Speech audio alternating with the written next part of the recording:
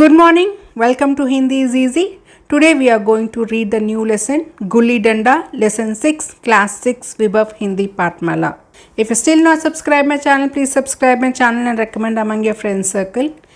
If you like the video or the video is useful for you, please click the like button. Your subscription and like will motivate me to add more videos. So in this video we are going to read the lesson to check our pronunciation. Gulli Danda is written by Munshi Premchand. Patra Parichay. So the characters involved in the story is introduced here. गया देव कुमार का बचपन का साथी. देव कुमार बचपन में गया का मित्र, अब इंजीनियर. गांव के कुछ युवक और लड़के तथा सूत्रधार. नरेटर. सूत्रधार. चाहे हमारे अंग्रेज़ी दोस्त माने या ना माने, मैं तो कहूँगा कि गुल्ली डंडा सब खेलों का राजा है. अब भी लड़कों को गुल्ली डंडा खेलते देखता हूँ तो जी लोटपोट हो जाता है. ना लॉन की ज़रूरत, ना कोर्ट की, ना नेट की, ना बल्ले की. मज़े से किसी पेड़ से एक टहनी काट ली, गुल्ली बना ली. 2 आदमी आ गए तो खेल शुरू हो गया. विलायती खेलों में सबसे बड़ा ऐब यह है कि उनका सामान महंगा होता है. गुल्ली डंडा है कि बिना फिटकरी के चौका रंग देता है. पर हम अंग्रेज़ी चीज़ों के पीछे ऐसे दीवाने हो रहे हैं कि अपनी सभी चीज़ों से अरुचि हो गई है. ठीक है, गुल्ली से आंख फूट जाने का भय रहता है, तो क्या क्रिकेट से सिर फूट जाने, तिल्ली फट जाने, टांग टूट जाने का भय नहीं रहता?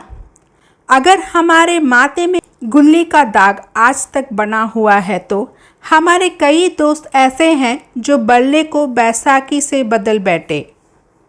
खैर, सब अपनी अपनी रुचि की बात है. मुझे गुल्ली सब खेलों से अच्छी लगती है और बचपन की मीठी स्मृतियां में गुल्ली ही सबसे मीठी है. वह प्रातः काल घर से निकल जाना, वह पेड़ पर चढ़कर टहनियाँ काटना और गुल्ली डंडा बनाना, वह उत्साह, वह लगन, वह खिलाड़ियों के जमघट, वह दौड़ना और दौड़ाना, वह लड़ाई झगड़े जिसमें छूत अछूत अमीर गरीब का बिल्कुल भेद ना रहता था, जिसमें अमीराना चोंचलों की प्रदर्शन की अभिलाषा की गुंजाइश ही ना थी. ना नहाने की सूद है, ना खाने की. गुल्ली है तो ज़रा सी, पर उसमें दुनिया भर की मिठाइयों की मिठास और तमाशों का आनंद भरा हुआ है. देव कुमार के हमजोलियों में गया नाम का एक लड़का था. उनसे 2-3 साल बड़ा होगा. बंदरों की सी चपलता, जल्लाहट. गुल्ली कैसी ही हो उस पर इस तरफ लपकता था जैसे छिपकली कीड़ों पर लपकती है. जिसकी तरफ वह आ जाए उसकी जीत निश्चय ही थी. एक दिन देव कुमार और गया दोनों ही खेल रहे थे. वह दौड़ा रहा था, देव कुमार दौड़ रहा था. मगर कुछ विचित्र बात है कि दौड़ने में हम दिन भर मस्त रह सकते हैं, दौड़ना 1 मिनट का अकरता है. देव कुमार ने गला छुड़ाने के लिए सब चालें चली, लेकिन गया अपना दाव लिए बगैर देव कुमार का पिंड नहीं छोड़ता था. गया डंडा तान कर, मेरा दाव देकर जाओ. दौड़ा है तो बड़े बहादुर बनके दौड़ने के बैर क्यों भागे जाते हो? देव कुमार, तुम दिन भर दौड़ाओ तो मैं दिन भर दौड़ता रहूं? गया, हाँ, तुम्हें दिन भर दौड़ना पड़ेगा. देव कुमार, ना खाने जाऊं ना पीने जाऊं? गया, हाँ, मेरा दाव दिए बिना कहीं नहीं जा सकते. देव कुमार, मैं तुम्हारा गुलाम हूँ? गया, हाँ, मेरे गुलाम हो. देव कुमार, मैं घर जाता हूँ, देखूँ मेरा क्या कर लेते हो? गया, घर कैसे जाओगे? कोई दिल्लगी है? दाव दिया है, दाव लेंगे. देव कुमार, अच्छा, कल मैंने अमरूद खिलाया था, वह लौटा दो. गया, वह तो पेट में चला गया. देव कुमार, निकालो पेट से, तुमने क्यों खाया मेरा अमरूद? गया, अमरूद तुमने दिया तब मैंने खाया, मैं तुमसे मांगने ना गया था. देव कुमार, जब तक मेरा अमरूद ना दोगे मैं दाव ना दूंगा. गया, अपनी ओर खींचते हुए। मेरा दाव देकर जाओ, अमृत समृत मैं नहीं जानता। देव कुमार हाथ छुड़ाकर भागना चाहता है, लेकिन गया उसे जाने नहीं देता है।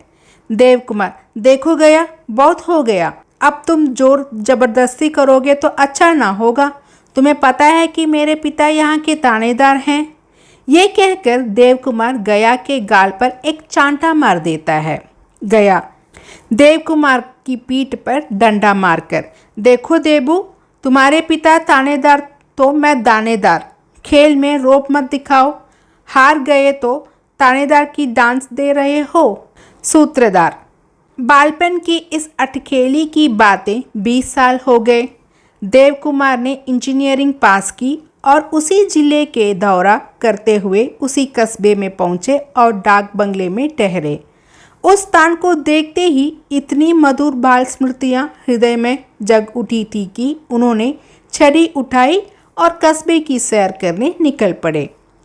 आंखें किसी प्यासे पथिक की भांति बचपन के उन क्रीड़ा स्थलों को देखने के लिए व्याकुल हो रही थी, पर उसी परिचित नाम के सिवा वहाँ सब कुछ बदल गया था। जहाँ खंडहर था वहाँ पक्के मकान खड़े थे, जहाँ बरगद का पेड़ था वहाँ अब सुंदर बगीचा था। स्थान का कायापलट हो गया था।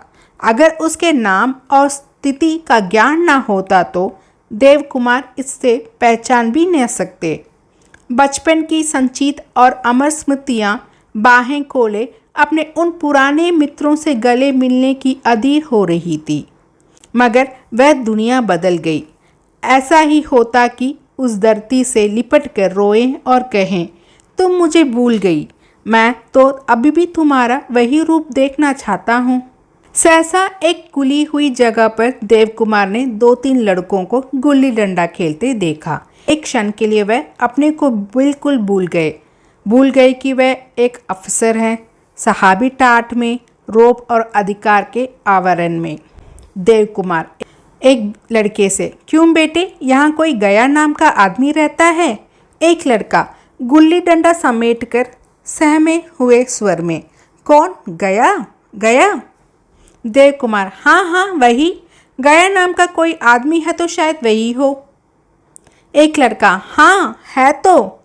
देव कुमार, ज़रा उसे बुला सकते हो?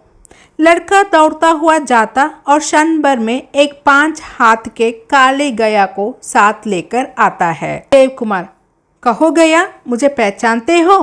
गया झुककर सलाम करते हुए, हाँ मालिक, भला पहचानूंगा क्यों नहीं, आप मज़े में रहे? देव कुमार, बहुत मज़े में। तुम अपनी कहो, क्या करते हो? गया, डिप्टी साहब का सारिस हूँ। देव कुमार, मतई, मोहन, दुर्गा ये सब कहाँ हैं, कुछ खबर है? गया, मतई तो मर गया, दुर्गा और मोहन दोनों डाके हो गए हैं। आप? मैं तो जिले का इंजीनियर हूँ। गया, सरकार तो पहले ही बड़े ज़हीन थे। देव कुमार, अब कभी गुल्ली डंडा खेलते हो? गया प्रश्न भरी आंखों से देखकर, अब गुल्ली डंडा क्या खेलूंगा सरकार, अब तो धंधे से छुट्टी नहीं मिलती। देव कुमार, आओ आज हम तुम खेलें, तुम दौड़ाना, हम दौड़ेंगे, तुम्हारा एक दाव हमारे ऊपर है, वह आज ले लो। गया, नहीं सरकार, हम ठहरे आपके ताबेदार, हमारा और आपका क्या जोड़। देव कुमार, देखो गया, जेंपो मत, हम खेलेंगे ज़रूर।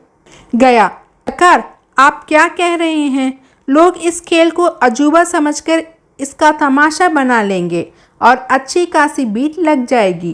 देव कुमार, अब खेले बगैर तो रहा नहीं जाता, तो फिर ऐसा करते हैं कि दोनों बस्ती से बाहर दूर एकांत में जाकर खेलेंगे, वहाँ कौन कोई देखने वाला बैठा होगा, मज़े से खेलेंगे और बचपन की उस मिठाई को खूब रंग ले लेकर खाएंगे। गया, ठीक है सरकार, जैसा आपका हुक्म। सूत्रधार, गया बड़ी मुश्किल से राजी हुआ। वह टहरा टके का मजदूर और देव कुमार एक बड़ा अफसर। देव कुमार गया को लेकर डाक बंगले आए और मोटर में बैठकर दोनों मैदान की ओर चले। साथ में एक कुल्हाड़ी ले ली। देव कुमार गंभीर भाव धारण किए थे, लेकिन गया इसे अभी तक एक मजाक ही समझ रहा था। फिर भी उसके मुख पर उत्सुकता या आनंद का कोई चिन्ह ना था। शायद वह दोनों में जो अंतर हो गया था वही सोचने में मग्न था। देव कुमार, तुम्हें कभी हमारी याद आती थी गया? सच कहना। गया झेंपता हुआ, मैं आपको क्यों याद करता हुजूर? क्या लायक हूँ? भाग में आपके साथ कुछ दिनों तक खेलना बदाता, नहीं तो मेरी क्या गिनती। देव कुमार कुछ उदास होकर, लेकिन मुझे तो बराबर तुम्हारी याद आती थी। तुम्हारा वह डंडा जो तुमने टान कर जमाया था, याद है ना? गया पछताते हुए, वह लड़कपन था सरकार, उसकी याद ना दिलाओ।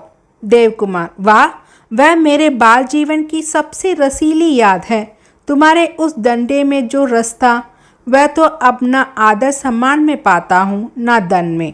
कुछ ऐसी मिठास थी उसमें कि आज तक उससे मन मीठा होता रहा है।